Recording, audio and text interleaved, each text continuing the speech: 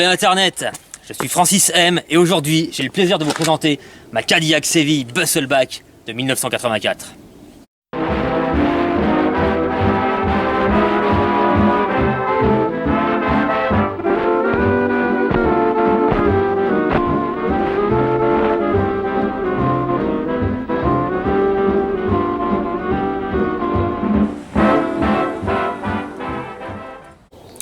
Alors Séville, c'est un modèle de chez Cadillac qui est sorti pour la première fois en 1975 et l'objectif de ce modèle c'était de pouvoir créer une berline de luxe qui puisse être capable de concurrencer les modèles européens de chez BMW et Mercedes qui commençaient à envahir le marché américain. Séville, c'est le premier modèle de chez Cadillac à tenter de réduire les tailles pour justement essayer d'imiter les européennes tout en gardant un style très américain. C'était aussi une tentative de la marque de rajeunir un peu son image, puisque dans les années 70, Cadillac avait vraiment cette image de voiture pour vieux. La première génération de Séville a été produite de 1975 à 1979. Les ventes ont été plutôt bonnes, mais ça a été un succès en demi-teinte, puisque les objectifs de Cadillac, à savoir de rajeunir la marque et de cibler une clientèle plus jeune, n'ont pas été atteints, puisque la voiture se vendait surtout à des personnes relativement âgées qui cherchaient à acheter une Cadillac, mais avec un gabarit plus petit. Et en 1980, toujours en suivant la même stratégie commerciale, donc avec un petit gabarit, ils sortent un nouveau modèle de Séville, mais qui a un design cette fois-ci beaucoup plus audacieux. Donc un design qui se voulait pour l'époque à la fois moderne et vintage, avec un arrière très inspiré des modèles Cadillac des années 40, arrière bombé. Une voiture aussi qui s'inspirait des anglaises de luxe des années 60-70. Mais malheureusement, ce design était beaucoup trop tranché pour trouver sa clientèle et cette voiture, même si elle conservera des ventes relativement correctes, elle n'arrivera jamais à atteindre les objectifs que Cadillac s'était fixés et à être un très très grand succès. Cela dit, c'est une voiture qui restera quand même emblématique des années 80 aux États-Unis, même si elle est relativement inconnue en Europe. Le modèle que vous pouvez voir a quelques particularités qui n'étaient pas de série sur cette voiture, notamment cette calandre très imposante faisait partie d'une configuration appelée classique sur laquelle j'ai assez peu d'informations mais qui semblerait-il était vendue par certains concessionnaires.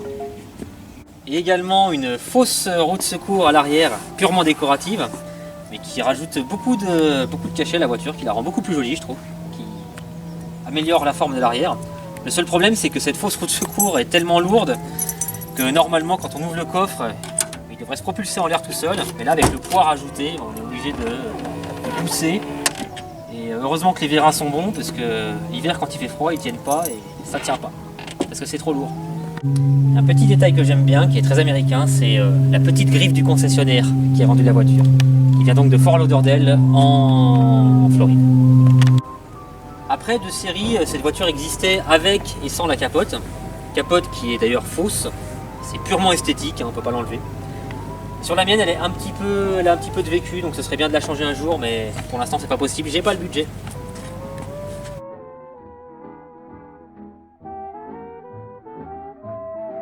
Enjoliveur à rayons, chose qui est restée très en vogue aux États-Unis jusque dans les années 90. J'ai également des enjoliveurs pleins, mais ça vous les verrez une autre fois. Donc ce serait intéressant de visiter un petit peu l'intérieur. Avec une sellerie cuir. Une très jolie sellerie cuir avec une petite particularité, c'est liseré blanc. Donc comme il disait chez Cadillac, hein, quand vous rentrez dans votre voiture, vous rentrez un peu dans votre salon. Alors, de très jolies fausses boiseries. Oui, fausses boiseries parce que c'est du plastique en fait. Hein. Volant typique de chez Cadillac à cette époque. Donc du cuir, de la moquette. Alors beaucoup d'options dans cette voiture, hein, surtout pour l'époque. Déjà un petit avertisseur sonore quand vous la mettez le contact, pour prévenir si les phares sont restés allumés, si vous avez oublié votre ceinture. Alors beaucoup d'électrique, hein, les sièges sont électriques, les rétroviseurs sont électriques. J'ai même la petite option du thermomètre sur le rétroviseur. Une climatisation automatique, un ordinateur de bord qui calcule la consommation en temps réel. Bon là on est à 99 litres au 100, c'est normal, c'est parce qu'on tourne à vide. Antenne électrique,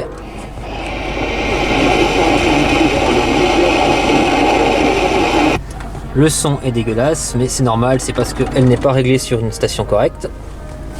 Sinon, en temps normal, le son est très très bon. Il y a de très très bonnes enceintes pour un modèle de 1984. Niveau musique, vous êtes servi. Je pense que certains attendent ça avec impatience. Un petit tour sous le capot. Alors sur cette voiture, il y a le HT 4 litres 100 avec injection électronique, digitale même.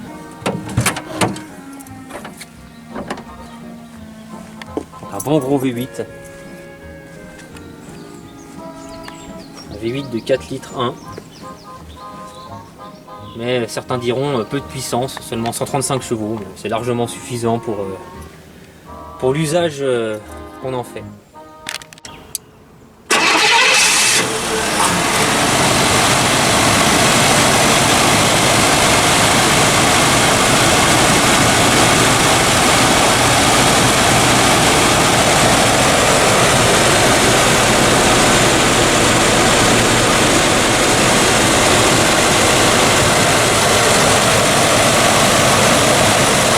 Voilà, c'est sur ces images que se termine cette vidéo. J'espère que ça vous a plu. Si c'est le cas, n'hésitez pas à lâcher un petit pouce bleu et à vous abonner à la chaîne pour ne rien manquer des prochaines vidéos.